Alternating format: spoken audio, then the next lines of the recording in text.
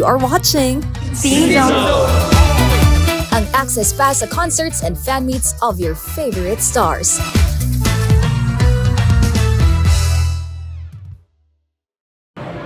ang latest happenings at trending sa Madonna Entertainment and lifestyle of our favorite stars, local man international, we've got you covered. Ito po ang inyong showbiz angel, Angelica Cosme, and welcome sa Season 4 ng Scene Zone.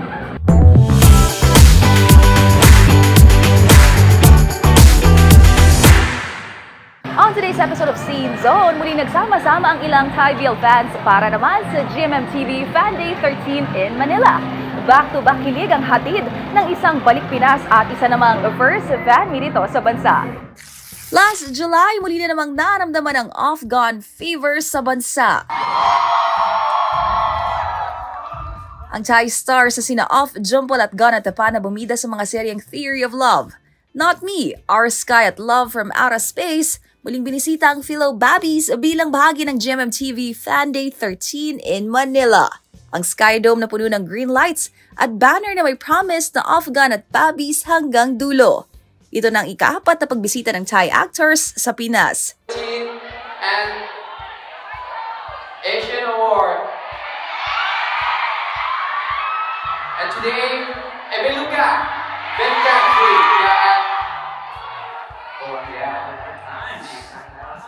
Ang dalawa, love raw ang positive energy ng Pinoy fans. No wonder why they keep coming back. He always received the positive energy and giving him fully support, so his heart is fulfilled when he go back to work. From here in Philippines is really fun, really joy for him. At dahil naman kasi sa ilang taong pagtatambal sa iba't ibang palabas, mas lalong tumindi ang chemistry ng Off-Gun, mapa on-screen or off-screen man yan. Because two of them really well know each other, especially for Off. He know very well what Gan doesn't like, what Gan is like. That's why they make them easily working together. And because they already 8 years knowing each other, working each other. That's why it makes them really know each other well and easily working together. Matapos ang Q&A portion, di mawawala ang kantahan at sayawan session. Dito lalong pinakilig ng dalawang supporters nang i-perform ang OST ng Cooking Crush na What's Up.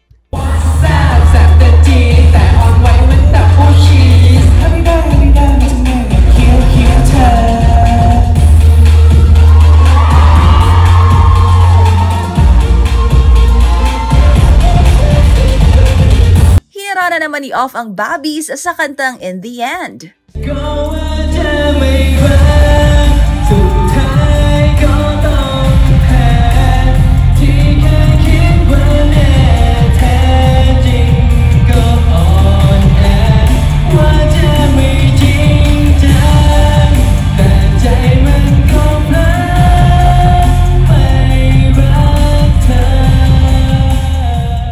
Di rin papauli si Gon sa kanyang inihandang solo performance.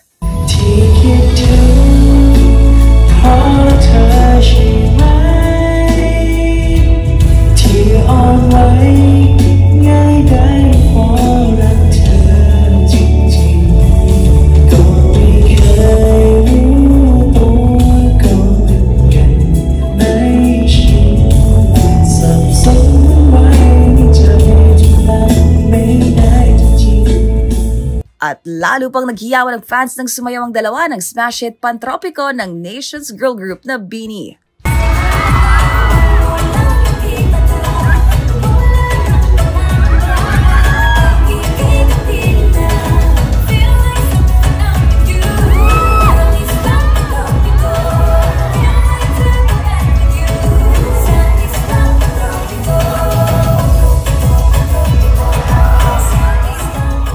Bukod sa sayawan at kantahan, nasubok din ang galing ng Off-Gun pagdating sa rampahan, bit-bit ang panyo.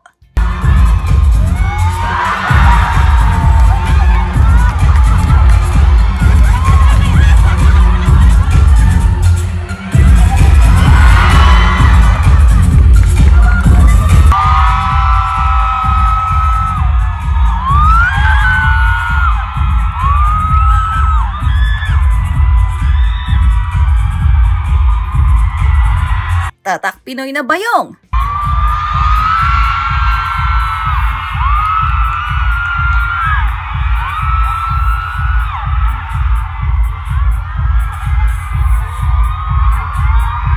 At abaniko.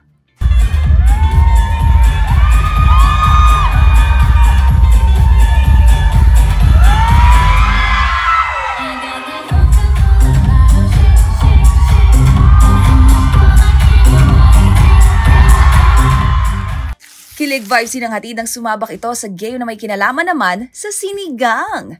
Paano ba naman kasi ang off-gun literal na ibang level ang closeness na inatasang i-transfer ang sa tingin nila ingredients sa pagluluto ng sinigang from point A to point B nang nakadikit sa kanilang mga pisngi ang bolang may sulat ng sangkap. These are the ingredients. Oh no! Oh, right there! There we go.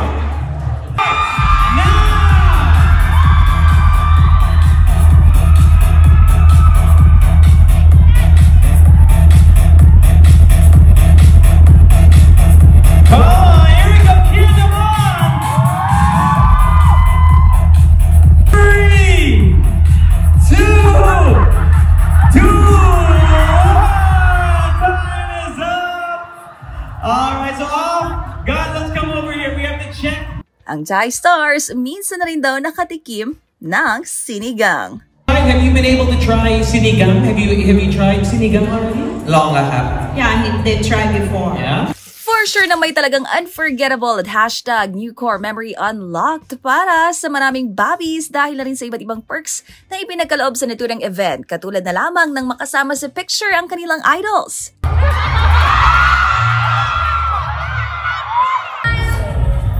Thank you! To be up close sa off-gun para sa high-buy session.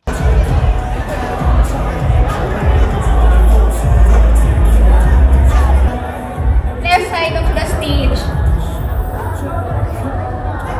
Habang may isa ring nakapag-uwi pa ng Polaroid photo ng Chai Stars.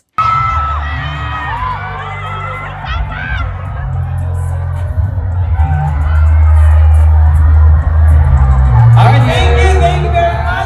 At ang fan na si Luis, pinakit pa sa stage para sa manang host na introduce ang off-gun. Let's make some noise for Luis! Ladies and gentlemen, make some noise for Off and Gun!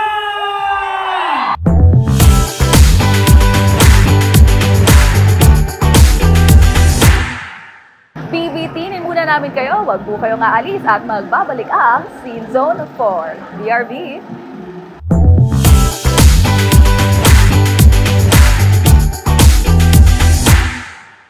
Welcome back to Scene Zone 4! Pero bago natin balikan ang iba pang kilig moments sa pagbisita ng off-gun sa Pinas as we bid goodbye to July, pasadahan muna natin ang ilang kaganapan sa local and international music scene.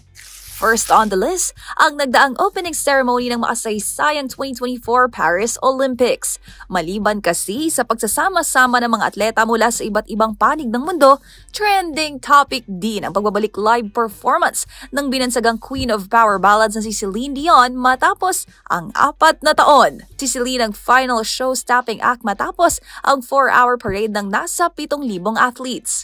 Para sa kaalaman ng lahat, hindi po ito ang unang pagkakataong nagtanghalang iconic singer sa Olympics dahil taong 1996 nagpasiklab na rin ito sa Atlanta Olympics. Maliban kay Celine Dion, nagtanghal din sa tinaguriang pinakamalaking sporting event sa buong mundo, ang Grammy-winning singer-songwriter Mother Monster na si Lady Gaga.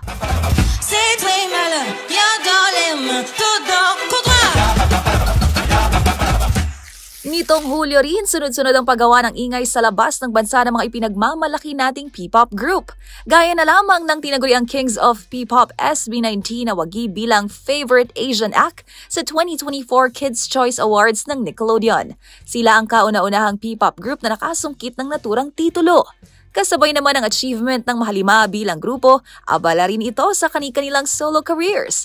Gaya na lamang ni Philip, also known as SB19's main dancer and lead rapper Ken, na inilabas na ang kanyang debut solo album na 7 Sins, na sinundan ng kanyang first solo concert last July 27. Matapos naman ang surreal, Kaibigan naman ang pamagat ng bagong acoustic pop song na ni-release ng youngest member ng SB19 na si Justin. At nito lang August 2, inilabas na ni Stell ang kanyang kauna-unahang EP na pinamagatang Room na naglalaman ng 5 tracks. Una rito, nakasama rin ni Stell ang binansagang Asia's Limitless star na si Julian San Jose sa isang 2-night concert kung saan guest performers din ang kanyang mga kagrupong sina Pablo at Josh. Samantala, sa KCON stage naman sa Los Angeles, nagpasiklab ang Nations girl group na BINI. Dito sinayaw ng Pantropiko hitmakers ang kanilang latest single na Cherry on Top. Maliban sa kanilang historic performance bilang kauna-unahang P-pop group na nagtanghal sa KCON, extra special pa ito para kay BINI Sheena matapos makatanggap ng signed album mula sa K-pop group na ENHYPEN. Pero hindi lang yan dahil si Sheena kasama sina BINI Colette at Stacy nakakolab pa ito sa isang TikTok video.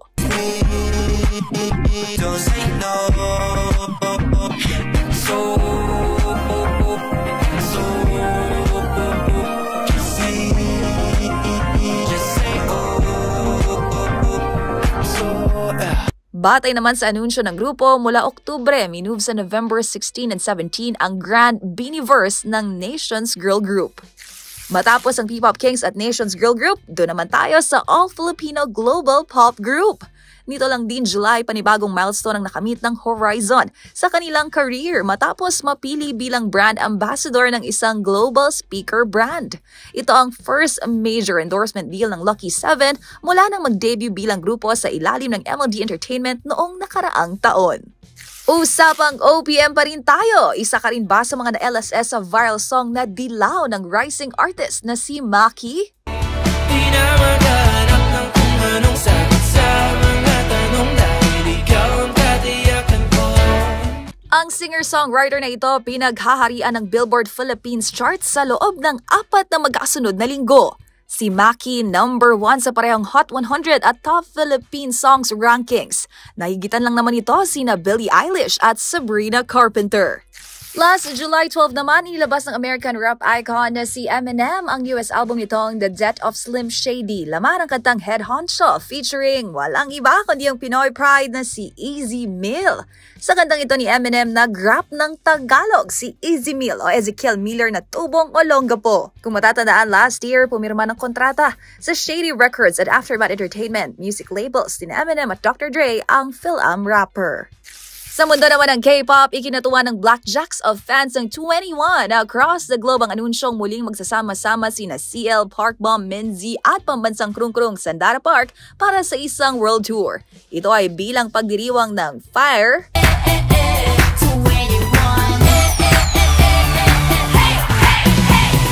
at I Don't Care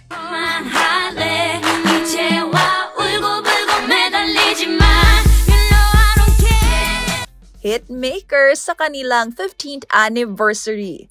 Speaking of world tour, kasado rin sa susunod na taon ang world tour ng Blackpink, Baby Monster at Treasure, batay sa anunsyo ni YG Entertainment founder and executive producer Yang Hyun-suk.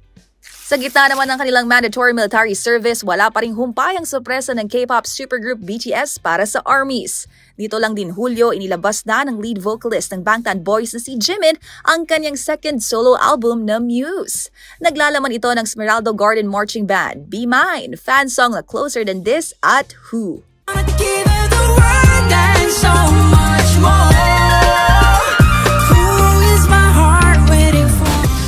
Sa ngayon, looking forward naman ang ARMY sa ilalabas na travel show ni Jimin kasama si Golden Maknae Jungkook. Sa docu-series na pinamagatang Are You Sure na ilalabas sa August 8, isasama tayo ng #Gcook sa kanilang pamamasyal sa Amerika, Japan at syempre sa kanilang home country, South Korea.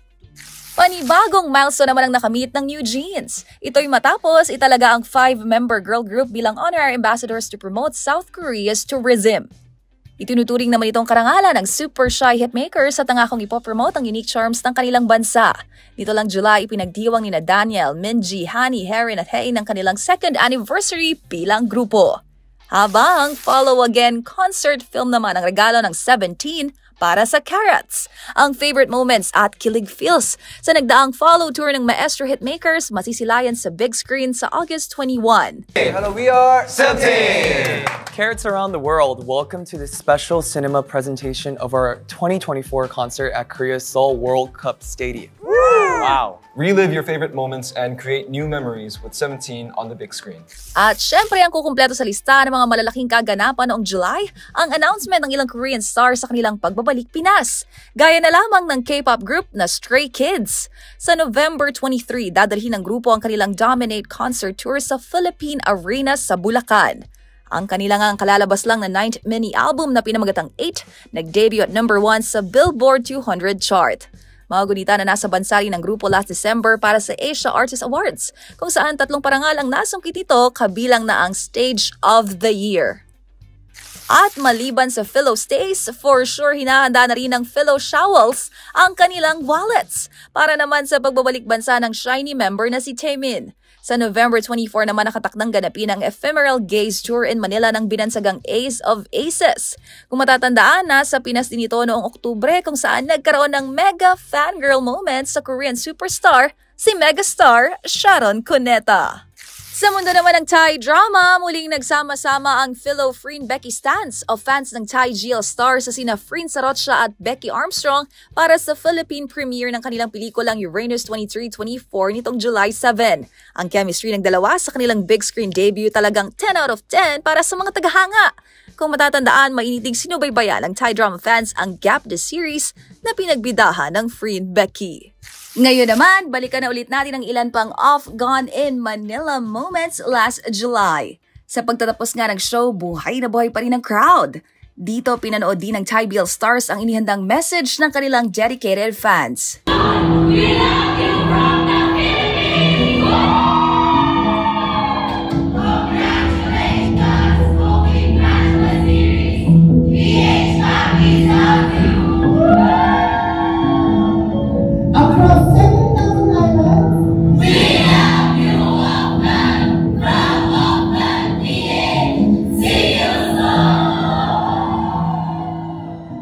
Speaking of Philo Babbies, ilang fans din ang aking nakakwentuhan, gaya na Marian and Isa. Afghan brought us together, so andito kami ngayon today. Nang makausap ko, kagaling lang nila sa stage para makalapit sa Thai stars, kaya naman ang dalawa. Yes, nanginginig. First time kasi namin, so baby Bobby pa kami. So, it's an experience na hindi namin makakalimutan. So I'm happy. We're happy na nandito kami. First time and then we experience this. Oh, sobra. Afghan, we love you! Afghan forever! Yes! Ano naman kaya ang kanilang minahal sa Afghan? Bukod din sa chemistry nila, it's their personality and sobrang natural lang talaga. So, sobrang, dito, walang halong keme, walang halong eme. So, sila lang. As Afghan, as individuals and as Afghan. Kwento naman ni Monica from QC. Very, siya actually, random. Kasi I wasn't planning on watching po talaga because of work schedule bilang night shift BPO. Kaso, ayun, I really wanted to see Afghan kasi ulit. Kasi nung Beluca, I wasn't able to go near them na nasa malayo lang kasi ako. So, I wanted to see them this time closer. So, ayun, kanina lang ako bumili ng ticket. Maliban sa oportunidad na makalapit sa Thai actors, a fave moment din ito nang magkaroon ng new friends mula sa fandom. Nangangatog po ako until now and ang saya lang ng experience and I met new friends as well, yung mga nakatabi ko. So, a fun one naman po. Si Monica nausisa ko rin kung since when pa nga ba ito naging fan ng tambalang Afghan. Actually, in the BL community po talaga, high school pa lang, for Afghan, around Poppy Honey Love pa po, yung first series nila together po talaga. Samantala, ang 4 na fangirls namang ito nagmula naman sa Pampanga at Bulacan. May first-timer at mayroon ding pangalawang beses nang nasilayan in the flesh ang Afghan. Sobrang natuwa po ako kasi ang ganda and ang gwapo po nila sa personal and like up close, super gwapo and ganda pa rin talaga. As a first-timer po to see them both, sobrang parang hindi ko pa po siya totally na-process sa utak ko. Pero ayun, Ulitin. My second time na po. And I went last time sa Beluca. But this time, nakalapit ako sa kanila, which is so overwhelming for me. And ayun. At ang kanyang OOTD para sa Fan Day 13, siya para mismo ang nagtahi. Isip ko, since it's Afghan fan meet, I need to wear green. So yeah, I actually made this dress. Yeah, I sewed it. Sa uli, pa ba ang mensahe ng Philo Bobby sa Afghan? Afghan, as a baby since 2019, I love you so much, and I would like to continue supporting you. So I hope you continue being with each other as well. For Afghan, thank you for coming back so many times already, and I hope to see you more in the future with more series, more projects together, and even solo projects as well. And I hope you come back again because the Bobby still miss you so much. So, thank you for coming here in Manila. So, sana bumalik pa kayo, and I hope you enjoyed your stay here in Manila. We love you, Afghan! See you again soon! Matapos ang Afghan, sina Pond at Puy naman ang nagpakilig sa Philo Narrowins. Ito ang kanilang first fan meeting sa Pinas at bilang first-timers, fried chicken daw ng isang local fast food chain ang una nilang tinikman. Ang tambalang Pond Puin, napasabak din sa Hit Me Up Dance Challenge.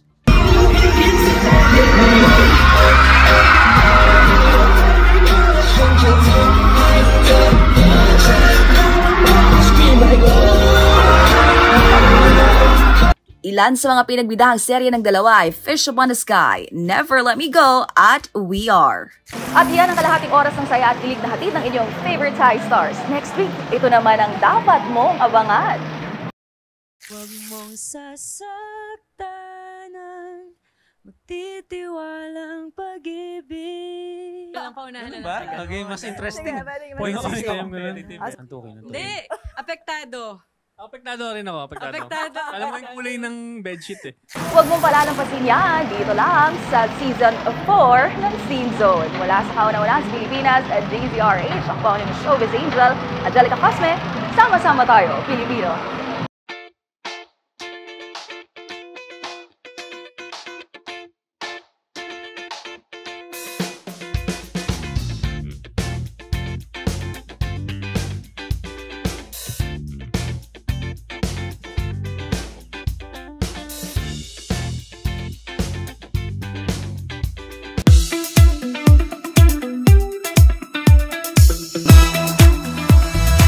You are watching Scene Zone, ang access pass sa concerts and fan meets of your favorite stars.